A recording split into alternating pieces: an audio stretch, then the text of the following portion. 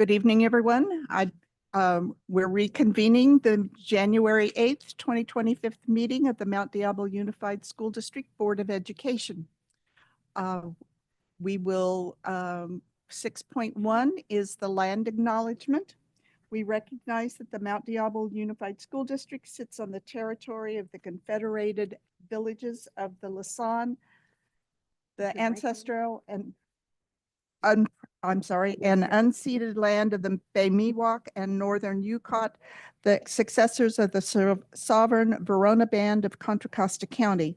As members of the Mount Diablo Unified School District community, it is vitally important that we not only recognize the history of the land on which we learn, but also we recognize that the land we inhabit and learn on is the ancestral land of these people who are alive and flourishing members of the Mount Diablo Unified School District and broader Bay Area community today. Let's stand for the Pledge of Allegiance.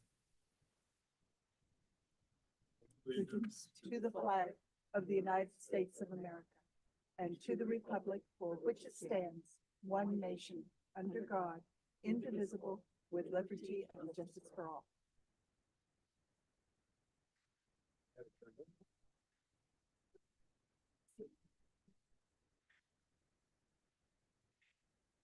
Item 6.3 is the review and potential approval of the minutes for December 18th, 2024. I move that we approve the minutes for December 18th. I'll second that. We have a motion from Trustee Nzewi with a second by Trustee Mason. Trustee Ochoa, how do you vote? Yes.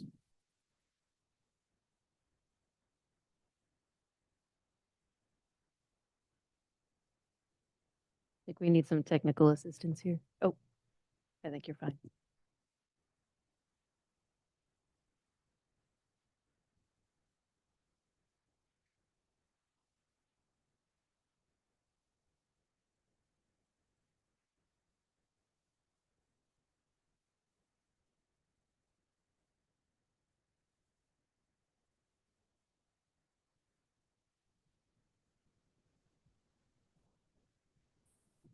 Just a moment while our new member logs in.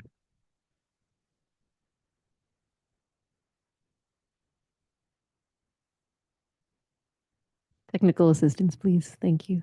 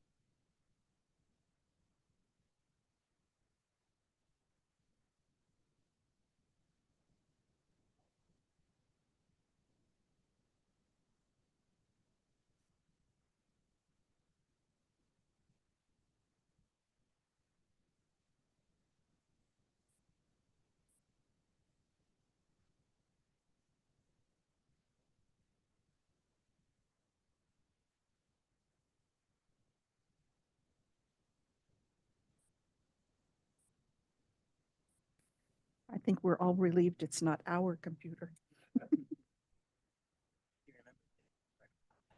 We all have our truth. We all have our. It's okay. Take a couple hours.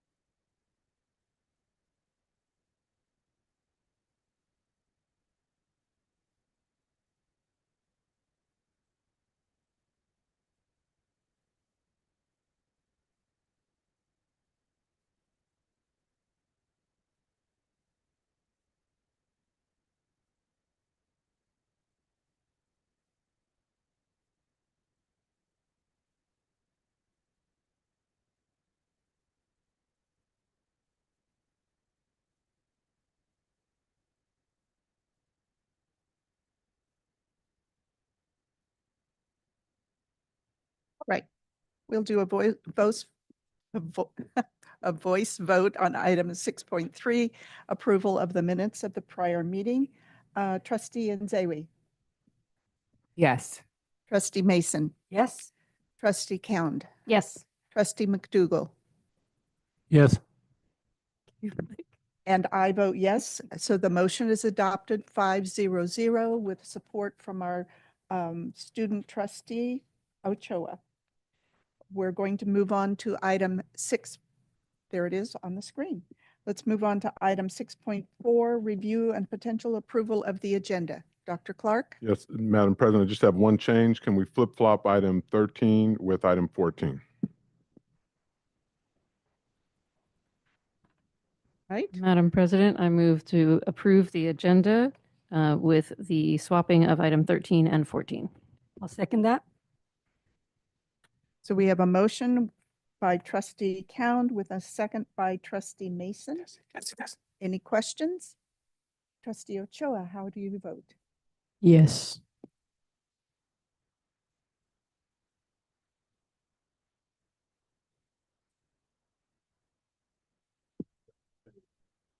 Okay. All right. So trustee Nzewi, Yes. trustee Mason, Yes. trustee Cound, Yes. trustee McDougall, Yes. and I vote yes. So on 6.4, that motion is adopted with the approval of the agenda. Thank you. For the report out of closed session items, under negotiations 7.1, the board received information. For 7.2, which is discipline, dismissal, and release, in closed session by a vote of 5-0 with no abstentions, the board took action to approve the resignation of one employee per the second separation agreement. On item 7.3, which is conference with legal counsel, existing litigation, there was no reportable actions were taken by the Board of Education. On 7.4, conference with legal counsel regarding anticipated litigation. There are no reportable actions taken by the Board of Education. With that, we are ready to move on to public comment.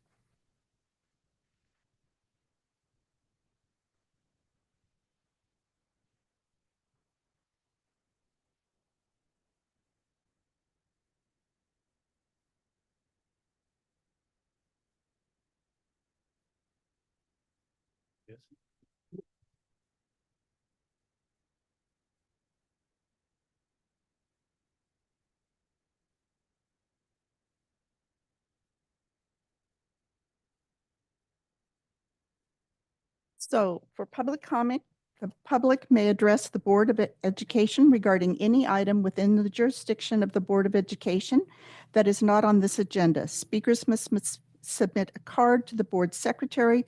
The board president calls each speaker to the podium as appropriate. These presentations are limited to 3 minutes each, or a total of 30 minutes for all speakers, or the 3-minute limit may be shortened. If there are multiple speakers on any one subject, the public comment period may be moved to the end of the meeting. Speakers are not allowed to yield their time. At this point in time, we have 3 cards. The first card and speaker is Mr. Dan Reynolds.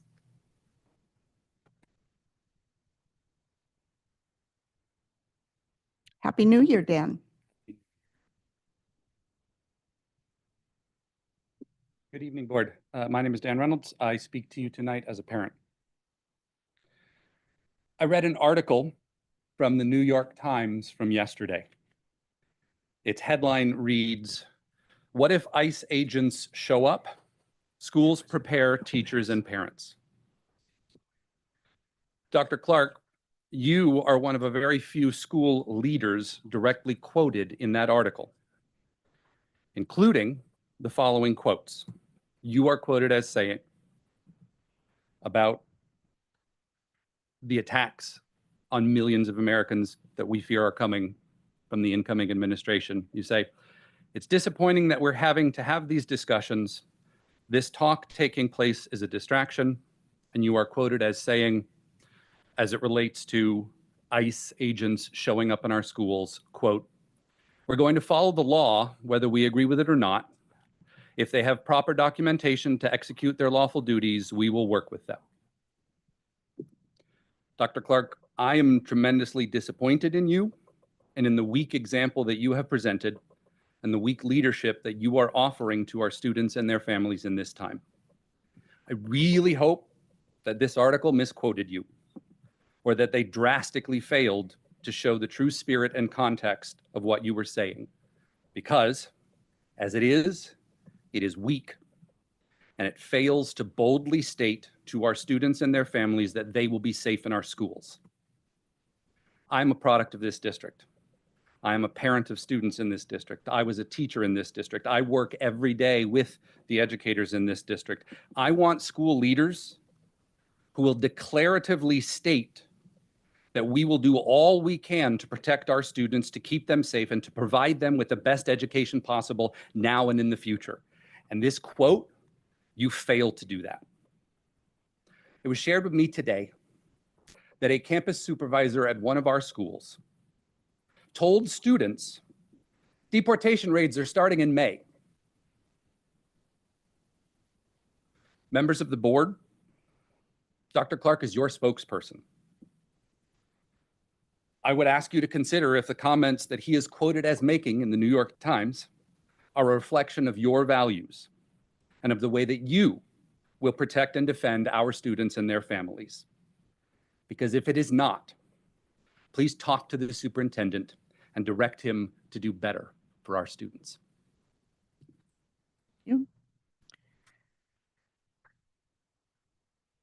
The next speaker is Christine Quanstrom.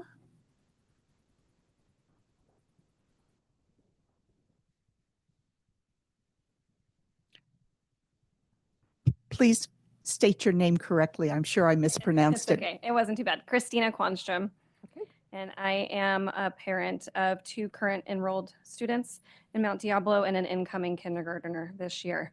I am here to advocate for cohort transfer from Foothill into Northgate for my daughter. We have been a part of the community for almost 10 years here, and our initial transfer request has been denied along with a huge amount of her classmates. And it's really disappointing, disheartening that these kids who have grown up together are at risk of being separated. So I'd just like to advocate for the cohort transfer from Foothill to Northgate for those students coming in from Bancroft Dual Immersion Program to continue their successes here.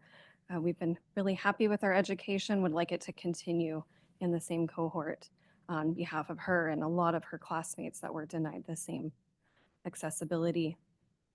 So Thank you for your comments. I'm also a little shaken up after the comments I just heard. That is incredibly disappointing to hear from this representation of this district as a product of immigrants. It's very, very disheartening and upsetting. Sarah Rhodes is the next speaker.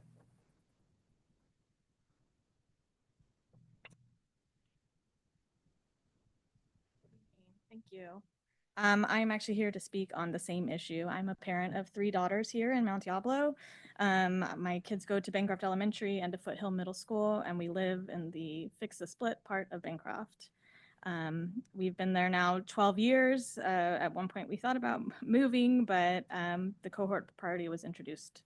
And since that time, it has been working well for our community and keeping our kids together. When it was introduced in 2018, there was a lot of discussion at this board about it and about how everyone agrees that keeping the community together, it benefits the educational process for our children. My daughter's been with these kids, same, right? We're ninth year here at this school with these girls, with this community. Of her core group of friends, she is the only one who did not get in to go and is devastated to learn that news 4 days before Christmas, that she will potentially go to a high school where she knows no children. It has been really hard for the family to do that, especially after our cohort priority was approved to go on to Foothill. My daughter has deep-seated friendships with all these kids. I rely on this community when I am traveling for work to help take my daughter to school, to give her a place to be in between school and practice.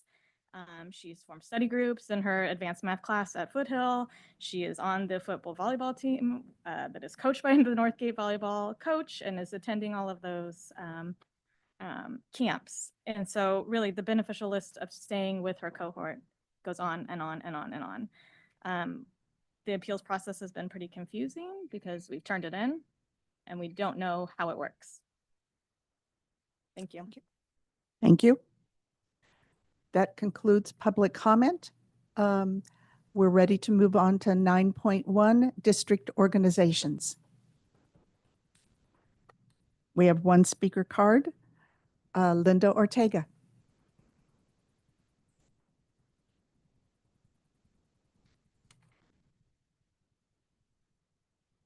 Good evening, President Mayo, trustees, Dr. Clark, and members of the audience. Happy New Year to you all. Feliz Año Nuevo. I hope everyone had a wonderful and restful winter break. I would like to report that Media's and the district's bargaining team were ready this morning to present their sunshine articles. Everyone seemed to be in good spirits and was willing to listen to each side. I was able to go in and say hello to everybody this morning. Our team is looking forward to the next bargaining session scheduled for Tuesday, January 21st. I also want to give a huge shout out of appreciation to our fabulous educators at Cambridge Elementary School. I was notified early yesterday morning that the school was without power. Thank you, Ryan Sheehy, for the notification. This is what collaboration is all about again.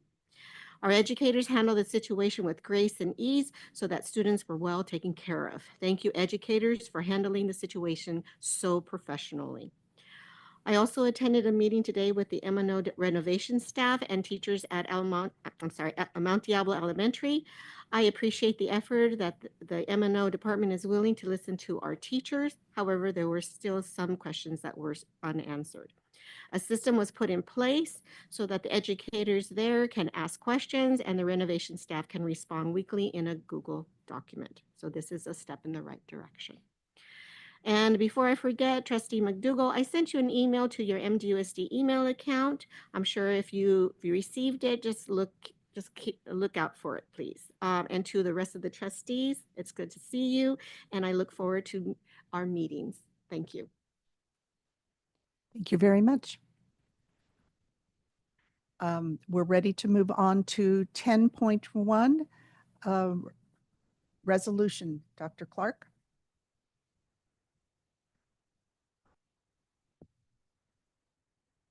Thank you, President Mayo. I'm very excited tonight to present this resolution. This is Resolution 24/25-37 in recognition of January 20th, 2025 as Reverend Martin Luther King Jr. Day. Whereas in 1964, Dr. King received the Nobel Peace Prize in Oslo, Norway, for his dynamic leadership of the civil rights movement and steadfast commitment to achieving racial justice through nonviolent action. He pledged the prize money to the movement's continued development. At the age of 35, Dr. King became the youngest man and only the second African American to receive this prestigious award. So now, therefore, the governing board of the Mount Diablo Unified School District hereby calls upon everyone to observe this day by actively participating in civic, community, and community service projects in honor of Dr. King's 96th birthday, and to commemorate the March on Washington for Jobs and Freedom by living our shared MDUSD values, striving for righteousness and bringing goodness to others. Madam President, this resolution is now in the hands of the board. Board members? I move to approve Resolution 24/25-37 in recognition of Reverend Dr. Martin Luther King Jr. Day. I will second that.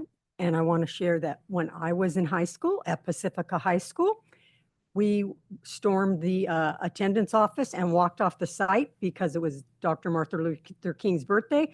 And even way back then, I'm not going to say the year, a long time ago, we felt it should have been a holiday. So us Pacifica graduates will take the credit for that. Thank you.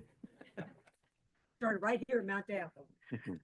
So we have a motion for 10.1 by Trustee Nzewi with a second by Trustee Mason. Are there further board comments regarding this resolution? Trustee Ochoa, what's your vote? Yes. Are we still doing voice votes? Okay.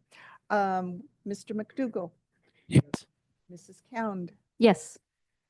Mrs. Mason, Yes. Mrs. Nzewi, Yes. and I vote yes. The motion is adopted on a 5-0-0 vote with support from our student trustee Ochoa. We're ready to move on to, we have no items under 11, which is public employee appointments. We're moving on to item 12.1.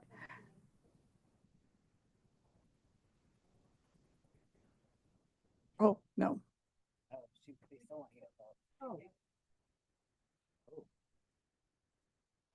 Okay, there we go. All right, we're ready for 12.1, reports and information. Dr. Clark?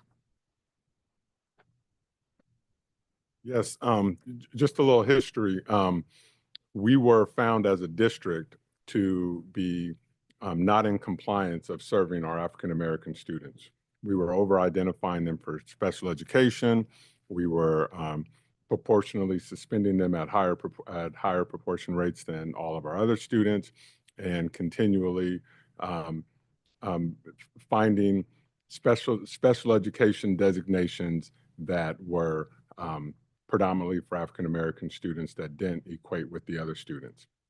We came up with a CSACE plan as required by the state to engage with our community, engage with our students, and develop a plan that was going to make us make us compliant in this area in the eyes of the state and special education laws. And so from that came our African-American Student Achievement Department. Dr. Francis has been with us since its inception, and he's done great work. And I'm glad to say that our district is no longer required under the SACE plan to do some of the things that we were required to do. However, our African American students are still, although there's only 3% in our district, they still lead the district in suspensions, lead the district in chronic absenteeism. And when I share the test scores, our test scores still need to be improved.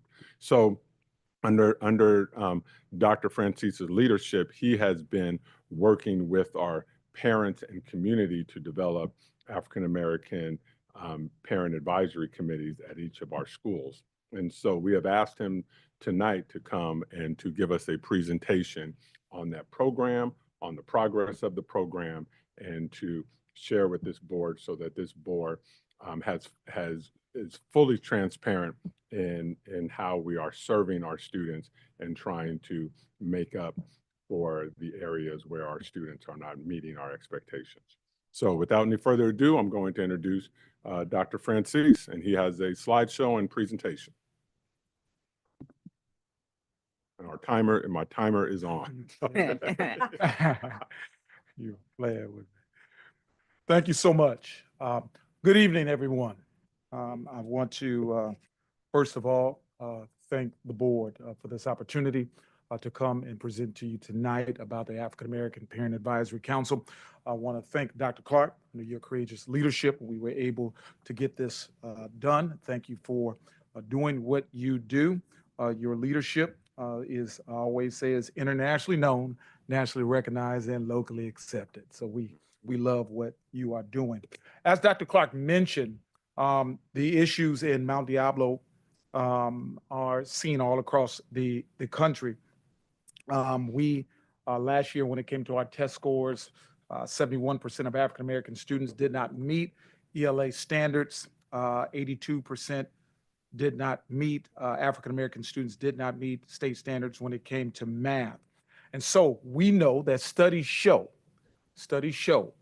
when parents are not just involved, but engaged in the educational process, what that does is it gives parents social capital and allows them to better help their students, and it leads to increased educational outcomes for students. Therefore, because we know that we are disproportionate in terms of suspension with African American students being 4 times as likely as their white counterparts to be suspended in Mount Diablo Unified Schools, we believe it is imperative that we engage African American families. Now, I put down this Kente clause for a reason, because if you know my office, I try to Africanize my spaces for our ancestors where I receive support. And I want to say the board, you guys have been always awesome in supporting our events, but I know I only have a few minutes, so I'm going to keep rolling, as preachers like to talk. Okay. Our work is intentional in terms of what we do with African American families, parents, and educators. I'm also the president of the Mount Diablo Unified Black Educators Association. We help feed into our students feed into our families, and our families feed into our educators. And so we form this triad in which we can all support each other in terms of trying to increase educational outcomes. Our framework is based on the framework of Dr. Karen Mapp, who came up with this whole concept of building dual capacity. So this thing is not always on African American families who have historically been disengaged by the process, but it's also on the educational system. Because of the historic judicial announcement of Brown versus Board in 1954, we know that was the Supreme Court decision that desegregated schools, okay? We moved in, but not necessarily moved up. What that decision did was bring in and integrate Black bodies, but what it did not do was integrate Black culture and curriculum. Therefore, African American students and families, for the most part, historically have felt disengaged. Therefore, it is imperative that we build trust. And this is what APAC does. This APAC is going to build trust and make this process more collaborative. So we have, and I won't go over it, we have the challenge, and then we have essential conditions. Then we move to the policy and program goals by looking at the 4 C's. You guys have it all on your PowerPoint. But ultimately, our capacity outcomes. Educators want to be empowered to engage families, welcome families, and families want to feel like co-creators of the curriculum and advocates and encouragers. So what we're going to do is briefly look at APAC. How am I doing on time? I'm okay? Okay, all right, Dr. Clark. I know you're about to ready to cut me off. But we want to look at APAC for this year. Now, when I got to this district, came back to this district several years ago, the African American Parent Advisory Council was basically online. There were 4 African American families, 3 with their camera off, and somebody giving, a PowerPoint presentation. And I said, we can do better than that. And that was right before COVID. So we came back right after COVID and we brought everybody to one space, face-to-face. Well, we had one location, but we have 50 plus schools in this district. So what we did this year is we decided to expand the African American Parent Advisory Council and to allow each school to have their own. We focus everything on LCAP Goal 4, which deals with our focus scholars, especially African American students. So that is the basis of our work. There are objectives, and our mission is to empower the lives of African American families and children. Here are our objectives for this year. We want to increase Black family engagement and school connectedness. And it's going to be evidenced by some of the things that you see, some of the events that you go to. I guess 2 is not in there, but we also want quarterly updates, and that's what we're doing to the board. But goal number 2, which is not in there, is to help Black families be a part of the curriculum building. So we want Black families to feel like they can assist in terms of curriculum. Black families are the experts when it comes to their own children. And then 4, we want to, okay, that's 4, I guess. I don't know what 2 is, but we want to go ahead and help them, Black families, develop culturally relevant curriculum, culture, and then develop a resource allocation, okay?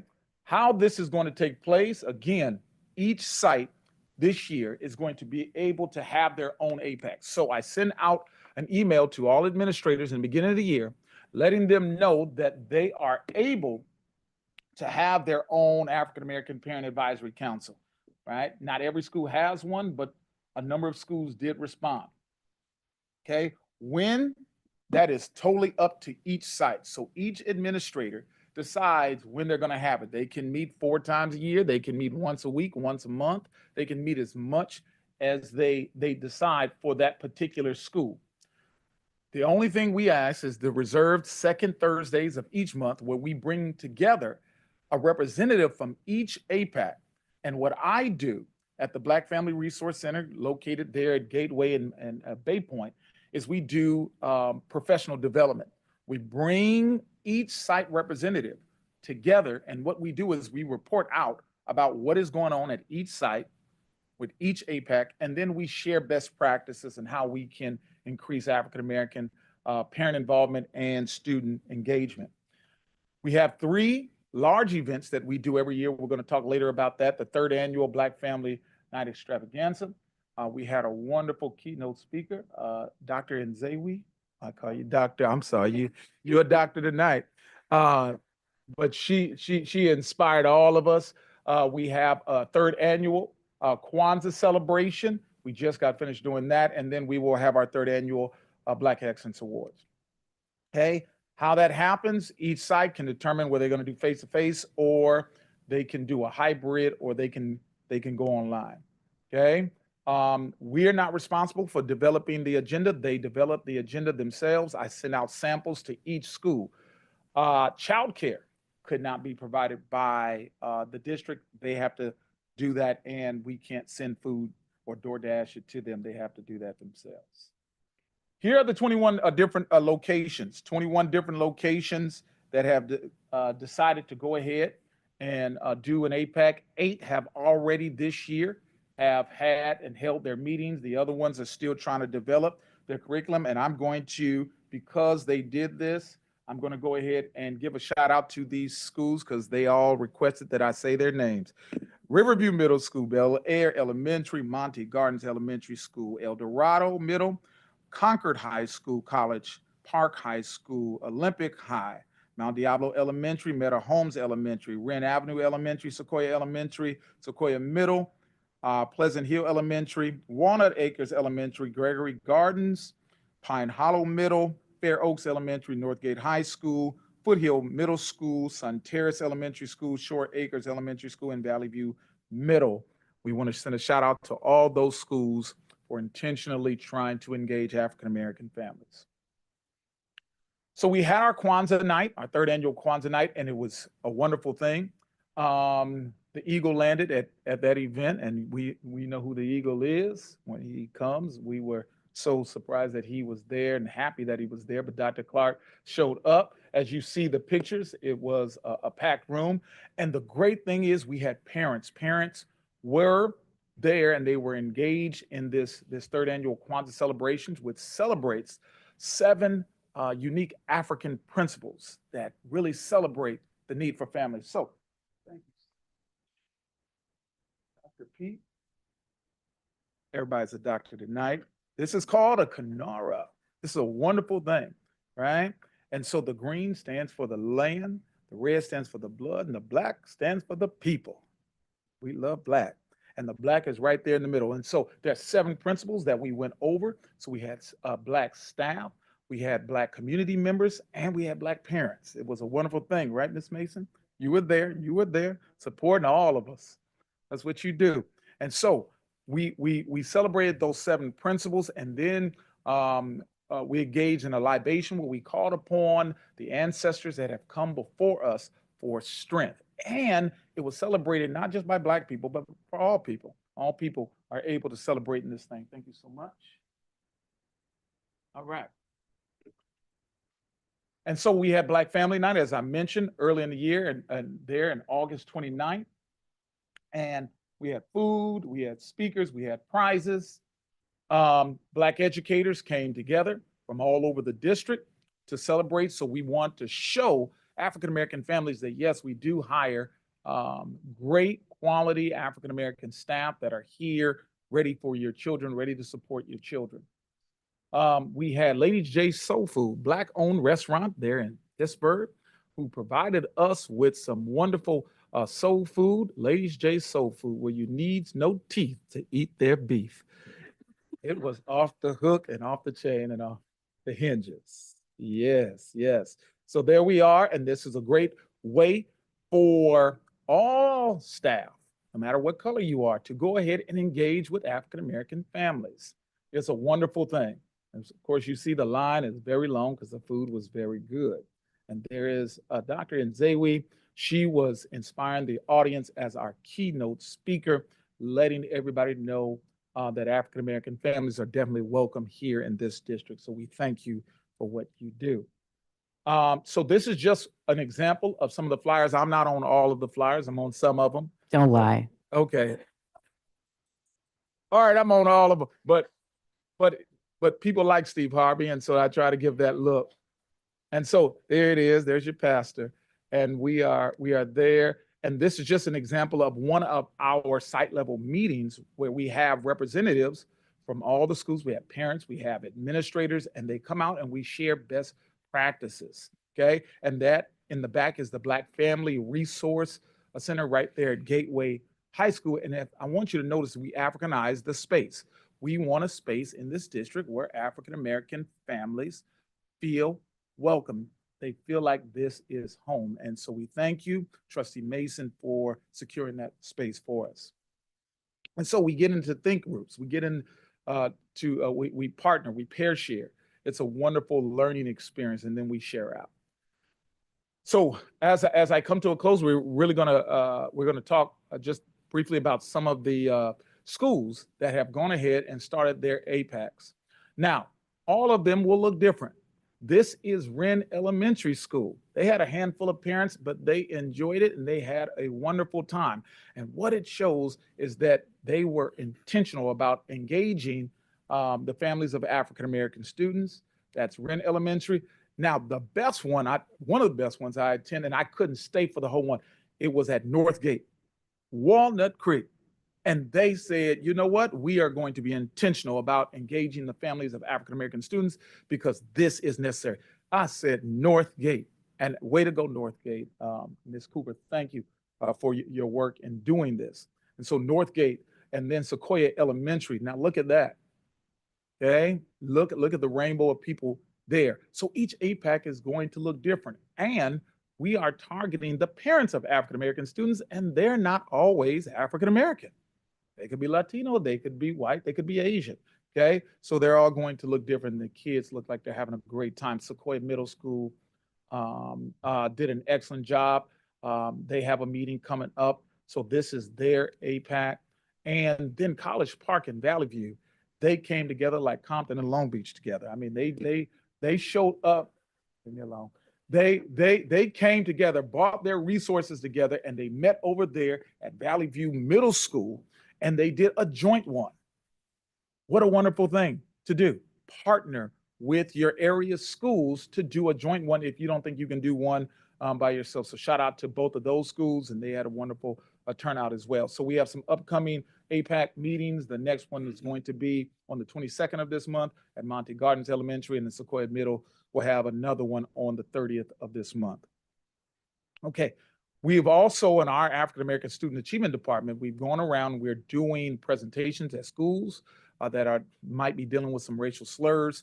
I'm doing a series of presentations on the effects of the N-word. We are dealing with racial slurs head on, saying that this district will not tolerate that.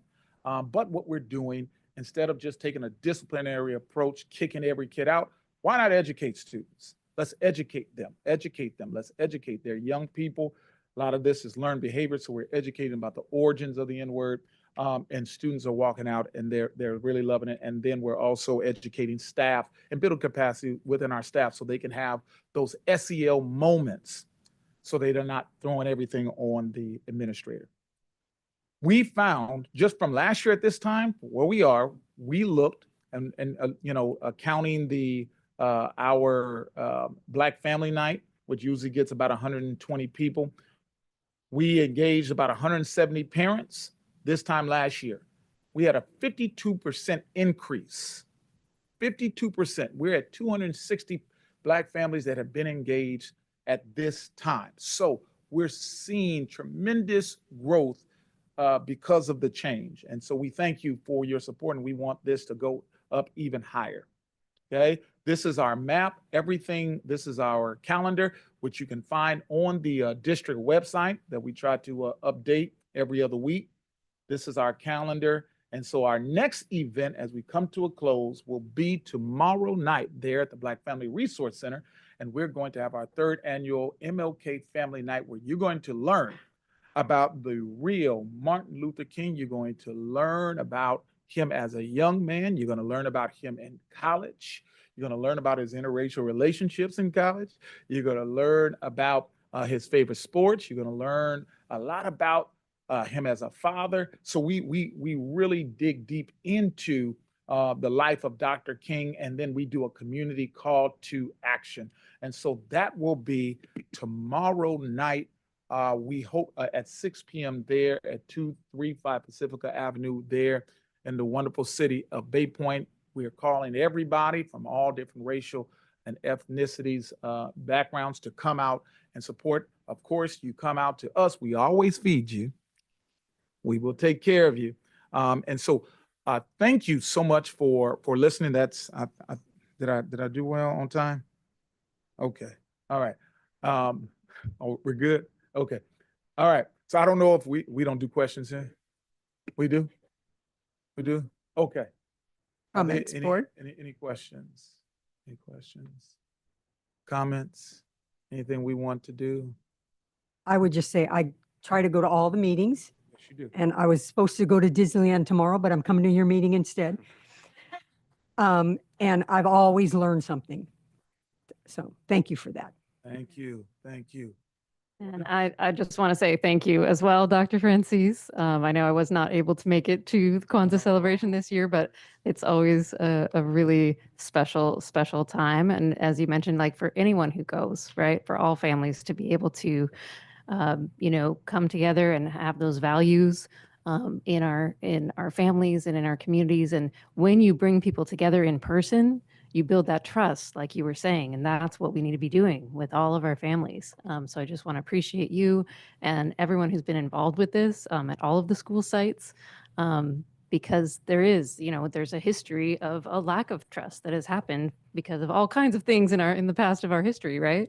And we need to rebuild and build that trust amongst everybody. And you're doing great work, and we can see it in the smiling faces, and we can see it in the numbers and the data as well. So thank you for all of your work. Thank you. Thank you. And it's imperative that we're all proactive. Proactive. If we have these African American Parent Advisory Councils at our schools, when something happens, it's not that it's going to happen, right? The families know that you have taken time and that you were intentional about engaging them. And a lot of times, the vitriol that you're receiving from disgruntled African American families, with all due respect, they are doing it because they don't see themselves in the curriculum and they don't see themselves valued on campus. And so be proactive in doing so. And we're so glad that 21 schools, and then I have 4 more schools that want to start one that I'm going to meet with the principals next week, that they're going to be proactive in doing this before something happens. So again, thank you so much for Wait, you haven't been wait. excused. Trustee Nzewe, you have the floor. Yes, you do. Thank you, Dr. Clark. Thank you, fellow board members, for at a time when other districts back away from their SACE plans, Come on. from a time when, although we've reached the goals of our stated SACE plan, as Dr. Clark explained, to get out of disproportionality, that we're still committed to this work. And so as a Black parent in this district, I appreciate that. As a Black parent in this district who absolutely, I don't know what the right word, I don't like that, I don't feel like the word is disengaged, but absolutely was ignored when we first came here and experienced racial bullying, and it wasn't recognized as something legitimate or of a concern on the campus that we were on. To be able to see the change and growth since then, since I can't do the math, but since the 5th grade, it's really great. I hate that I never get to go to these events because they're always on Thursdays. But just so you know, you don't know this, but I was in the room by phone at our APAC meeting. So I was there. So I got to hear everything, though I couldn't participate because I have friends who will do that. And it's really inspiring to see that 21 school sites want to do this and are going to do this, because you just said, like, we need to see ourselves there, and to be in a district where, because we only have 1 more year after this, it is unlikely my child will have ever experienced having a Black educator in the classroom. And that's not unique for Black children in this district. To have some place to have a sense of belonging and to empower Black families to know that this is our school too. Our children need to see themselves in, if we can't see them in the educators or the staff, in many instances, to see ourselves in culturally not just relevant but culturally affirming practices and curriculum. That's what will get us to all the increased test scores and hopefully not being overly disciplined, as keeps happening. Yeah, so I just immense appreciation for your work over these last 4 years. Thank you so much. And I want to go ahead and say, Sinzewi, thank you for unapologetically always advocating for our students. Thank you. And you know what I'm talking about. You've gone in those spaces. You've gone into the lion's den. You spoke truth to power and affirmed Black students in this district, and I will never forget that. I will never forget that, and I don't know. And there's no way I can pay you back, but the plan is to show you that I understand. And so That'd be thank you. against the Form 700. So, But thank you so much. No, before you just go, I just do want to acknowledge that we're not talking about stuff that's happened 20 years ago or stuff that's happened, we had a whole plethora of racial bullying take place at College Park High School over the last few years. I've met with parents who've talked about the disrespect that they've received from teachers, administrators, support staff, things to that nature. And so, again, we aren't going to point fingers and blame or make excuses or things like that. This is a way of engaging in this segment of our community. And again, I'll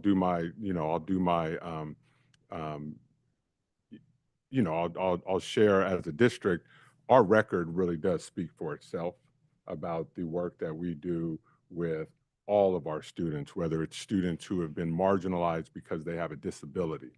And the way that our students with disabilities are treated in this district is something that we've worked extremely hard to correct. The way that students who speak a different language have been treated is not acceptable, and we've worked extremely hard in that area. Students who are new to the country, we have worked extremely hard in those areas to make sure that those students have the support that they need. And all students who attend our schools, we work to make them welcoming places. And I'll share during my report about the failures that we've had against our female athletes of all race, creed, and economic levels. However, when we try to proactively change the trajectory of our African American students, that is usually met with a different type of resistance than any of those other groups that I met and so that I mentioned. And so again, we're gonna keep serving all of our students and all of our families, but it can't be a one-size-fits-all approach with all of our students and all of our families. And so again, I want to thank you because oftentimes these types of programs and things are not accepted, with open arms.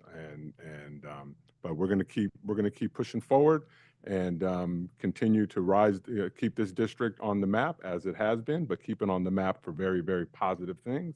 And I will continue to support each and every one of our students and our families. And thank you for standing up against the backlash and staying steadfast and unmovable, always abounding in the good work. Thank you. Dr. King once said, if a man hasn't found something he's willing to die for, he's not fit to live. So thank you so much. So I noticed in the PowerPoint that there is an awards ceremony on May 8th, 2025. And if anyone wants to see an outstanding and an outstanding celebration, please mark your calendars and attend that event. Will it be at 6 p.m. and at Concord High School again? We're going to determine the location. We're trying to get a nice one. Maybe it's the pavilion, right? No. It's going to be, it may be on one of our sites, but it's going to be very, very nice. And we really want to get families to be more involved on checking families in and really celebrating Black. Now we're gone over. Oh, we're good. Thank you. Thank you, sir. Thank you so much. Excellent report. So we're ready to move on to board member reports. Mrs. Cound, would you please begin? All right, thank you so much. I don't have a ton to report because I really just took the time during the holidays to completely unplug and try to reset and relax. The one thing that I did want to mention was that with regards to our immigrant families that and the New York Times article, Dr. Clark, I know that even starting in the fall, that our multilingual department and all of our staff has been preparing for this and has been talking directly with families to make sure that they know their rights. The most important thing is that everybody out there know that it is our responsibility and our legal responsibility as a public school district to educate all families, all students, regardless of their immigration status. That is our requirement. That is what we have to do. And we as a school district and as a school board have been very clear about that. And so I just wanted to remind everybody that may not remember that back in 2016, this board passed a resolution about safe, welcoming, and inclusive schools that specified the procedures so that families know that there is not a situation where you would be surprised by ICE coming onto campus and asking for a student or for their data. That's not what will happen. If ICE were to show up at a school site, the process that has already been set by this district is that they would have to go to the superintendent's office and present their case there. That's where they would need to be able to show that they are following the law, that they have a judicial warrant, and all of those other steps, right? So this is something that's already in place in our district. I'm sorry that the reporter did not quote you on that because I'm quite sure you would have shared that with them. But that is the case in our district.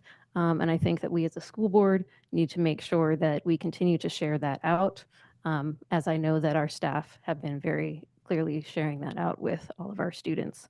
And I know that I'm definitely committed to this and making sure that we're doing everything in our power to make sure that our families always feel comfortable coming to our school sites to attend school, and that their parents feel comfortable coming onto the school site as well without having to worry about immigration and other issues. They should be able to come to our school sites to be educated. That's what we're here for.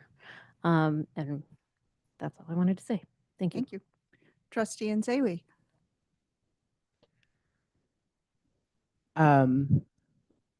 Welcome to 2025.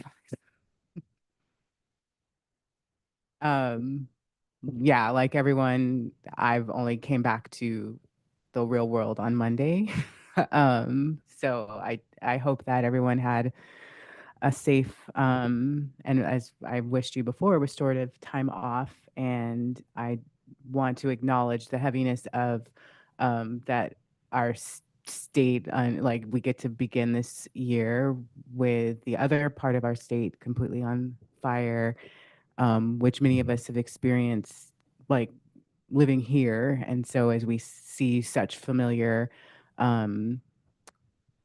tragedy occurring at the other end of our state, I know as many of us are touched by those, as I on my way here learned that a friend has lost her home, and there's countless people, whole communities are gone, and it's really sad that that happens in our state over and over again. So my hearts are out to, I can't even imagine what the school boards down there are going to have to deal with and figure out.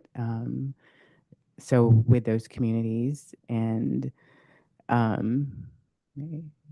yeah, I'm sorry, I'm rambling. Not sorry. I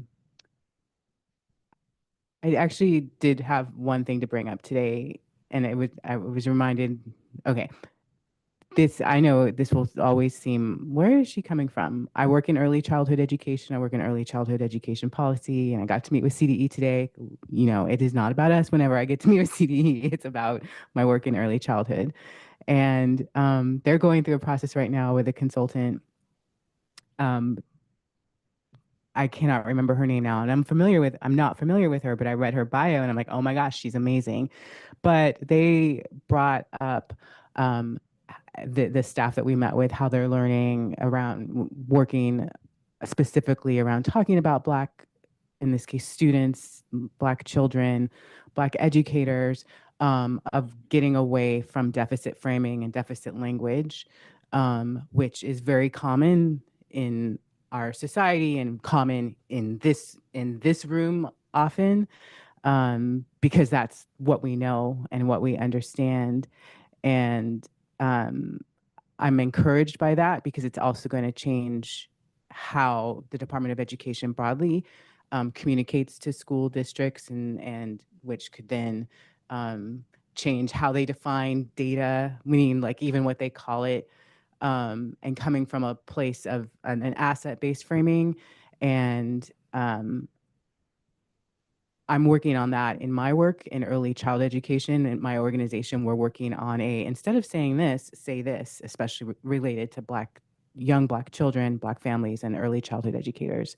And so I might like start calling us out on that. That's their fair warning. That was the point, is that as I'm trying to get myself to stop using certain language, that I will help us all do the same to get, Thank you. but give solutions to it, not just say, don't say that. Please We do. all need reframing. Trustee McDougall.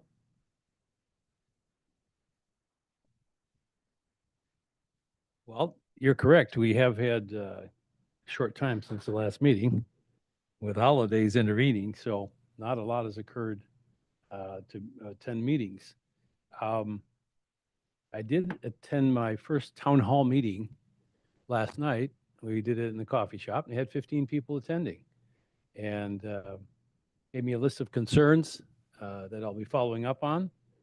I don't need to go into the list, but there were a good half dozen items that people are concerned about. And so I felt this was a good start to hearing from the constituents that I'm representing. I will be attending the 6 MDBEA meetings in the next month. And this is going to get me off to a roaring start on a favorite subject of mine. So I look forward to meeting all those people at those 6 meetings. And I think that'll keep me busy for the next month. Thank you. Trustee Ochoa, do you have anything to report? Yes, I do. Good. I hope everybody had a great break. I am excited to share that I have been accepted to the Damiante Scholarship Program at DVC. This program helps, thank you. This program helps students earn college credits while in high school, explore different career paths, interests, and help guide students while transferring to a 4-year college or beginning their careers in their workforce.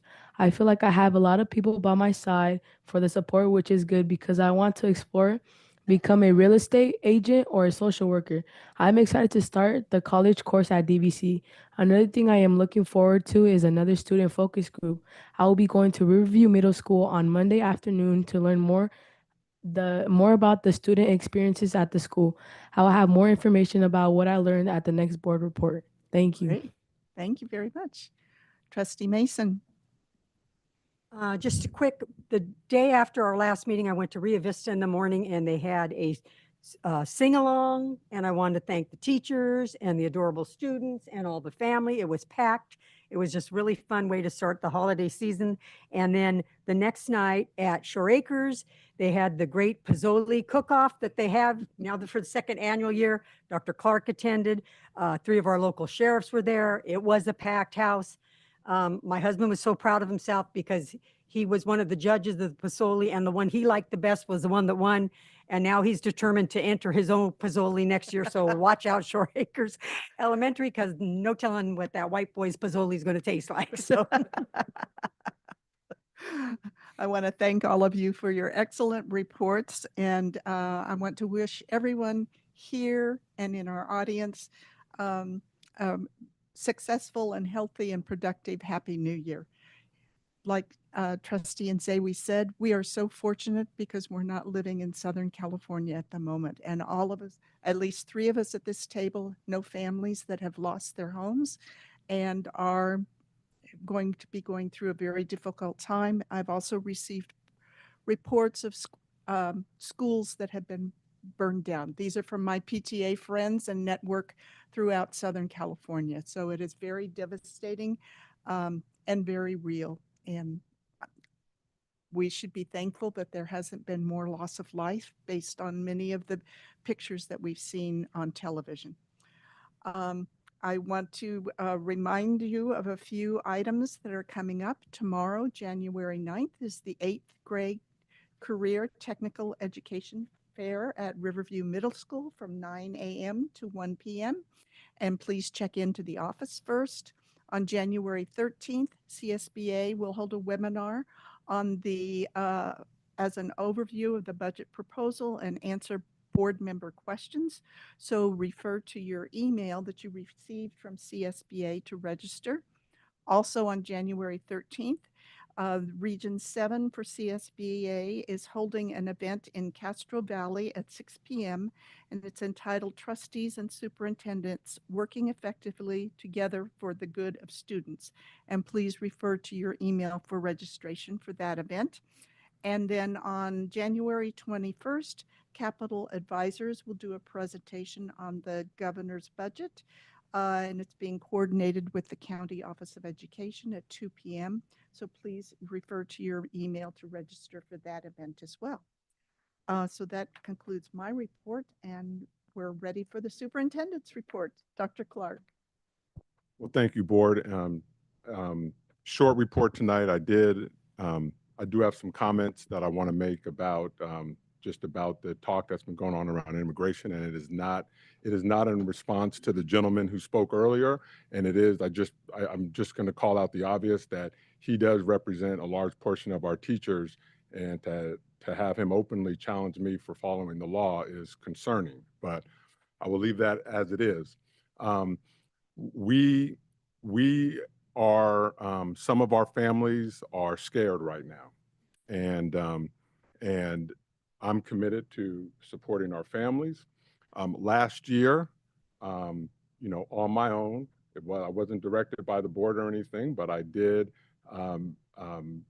with the board's permission, have a community event at Ignacio Valley High School where we partnered with immigration attorneys from throughout the community. And again, this was last year. This was pre-election or anything like that, so I'm not even bringing that into. But there were students who came to trusted members at our schools and said, "Hey, I'm stressed out because our parents are going through this process of trying to get their paperwork taken care of, and I don't know what to do." And so there were several students who shared that. So I helped organize a event where we had about 10 lawyers from the monument community come out and work with all kinds of our students' families and others in the community around ways that they could turn in their immigration papers and work through that process. As a educational leader with morals and values and who follows the law, I've had to make extremely difficult decisions, whether it is expelling a child or when CPS has come to remove a student from a home or from a parent. If you've had to go through something like that as an administrator, it is extremely, extremely difficult. But I will always, as the superintendent, I will always follow the law and make sure that we are implementing education code and all that needs to happen. We are having immigration lawyers come out to speak with some of our families at an upcoming event that that I'm very proud that we're doing, because we do want to help people follow the law regardless of wherever background they come from. So yes, I was quoted in the New York Times. We already have processes set up at our schools. Someone cannot just come to our campus and request to see a student. Even parents who come to show up in our schools to request to see their own kids have to show ID. And if they're not on the emergency form, they're not seeing the student. And even if the student's right there saying, "That's my grandma," if they're not on the form, they're not going to see the kids. So we have those systems in place. If anyone is served a subpoena at a school site, they have to come to the district office, and it has to go through the superintendent's office or my designees. So we have those systems set up. So I didn't need to state that, and be quoted in the paper for our administrators to understand that. All of our administrators have been provided with the proper procedures and processes if any of these things take place. And so we are ready to address whatever happens, but ultimately it is disappointing that with all that our students have on their plates and all that our teachers have on their plates and our administrators have on their plates, that just the mere threat of this is taken away from the work that we're doing. And so that's really what I meant by this whole thing, is just disappointing. I'd rather be sharing all the great things that are going on in this district and the great things that our educators and administrators and students are doing, but forced to talk about other things. The other unfortunate thing that, that I want to bring up is the letter that I sent out to the community today regarding Title IX as in terms of athletics. And so we've gone through a process for the last few years where there's been several complaints and an investigation around the way that female athletes are treated in comparison to male athletes. And it was found by a group of professionals that we have inequalities in our schools when it comes to what female athletes receive and what male athletes receive. Now, College Park is the school where this has, where the lawsuit and the complaint originated from. But I'm not naive to say that that's not happening across our district. So as I sent that letter out, we are going to implement the terms of the settlement that we did for College Park, but those are going to be implemented throughout our district to make sure that, again, it's basic things that we should have been doing all along. But in our society, unfortunately, male sports, there's a perception that male sports should receive more attention, more funding, more everything than female sports. And that is a wrong in our society, and that is something that we're not going to have take place here in the Mount Diablo Unified District. And as the superintendent, I will stand in front of anyone and take responsibility for that and make sure that is implemented as best we can. Now, I'm going to need the support of the community, of our students, of our staff, of our coaches to make sure that happens. And I will do all I can to ensure that takes place.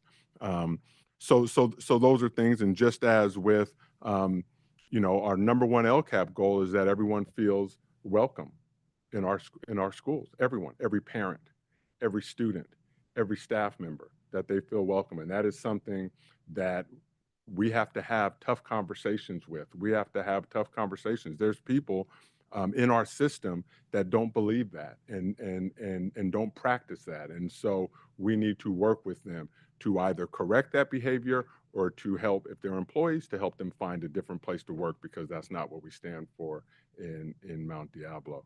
So again, I'm proud for what I said in the New York Times, and I'm proud to represent this district, and I'm proud for what we stand for here. I don't want, I'm not gonna allow someone to come onto our campuses and do something to our students. Like, that's just not going to happen. However, I'm not going to break the law, and more importantly, I'm not going to put our employees who are under my supervision in a place that they're breaking the law. That's not, I would lose my credential if I did that. So anyway, that's what I wanted to share, and I'm so happy to be back for 2025. And this board and myself, we have a great deal of work to do this year. I want to, welcome our president to her new role for 2025. I know she will serve honorably, and let's continue to go forward and onward. And you know what? Together, there's so much that we can accomplish. But when you have, divisive language that comes in, and what we heard earlier, that's not helpful. So anyway, we'll move past that, and just thank you all for your support, and we'll continue our good work here in MDUSD. And I just want to say it behooves all of us, parents and staff members, to assure that anyone walking on our campuses goes to the office first to register. That will be critical during this important time and help everyone feel secure if we follow that basic procedure when we go to a school site. So we're ready for the consent agenda. Items approved under the consent agenda are listed under the consent agenda are considered routine and will be approved or adopted by a single motion. There will be no separate discussion of these items. However, any item may be removed from the consent agenda upon the request of any member of the board and acted upon separately. So are there any items that you wish to be pulled for separate consideration? I move that we approve the items listed under the consent agenda. Second that. So we have a motion by trustee Nzewi with a second by trustee Mason regarding the approval of the consent agenda. Any further discussions?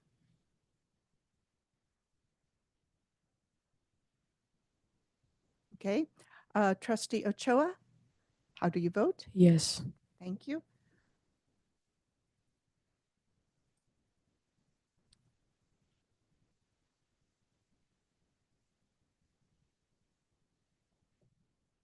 Item 15.1 is approved on a 5-0-0 vote with support from trustee Ochoa. We're ready to move on to the business action items. 18.1 is the establishment of the Board of Education Committee assignments for 2025. I want to thank all the trustees for responding to my requests for your preferences to serve on committees. And you're lucky you get to go to all of them, trustee Ochoa. And that has been attached to the agenda. Does anyone have any changes or preferences? Or if not, we can have a motion. I'll make a motion. We approve it as presented. Second. Oh, I'm sorry. Okay. We have a motion by trustee Mason with a second by trustee Nzewi. Any further discussion? Trustee Ochoa, how do you vote? Yes. Great.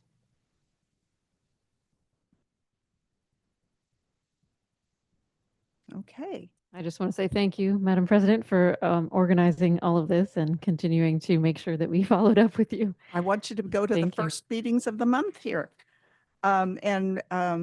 Hopefully staff members will send you the upcoming calendars for each of the committee meetings as quickly as possible. We are ready to, there are no further items on our agenda. Does anyone wish to offer items for future agendas at this point in time? If not, I think just on the immigration issue, I'm going to continue to look into if there are any ways that we can strengthen our board policies in that area to make sure that we're protecting all students. anything else? We have one resolution to sign. So with that, I'll adjourn the meeting at 7:18 p.m. Thank you very much. Yeah. Thank you.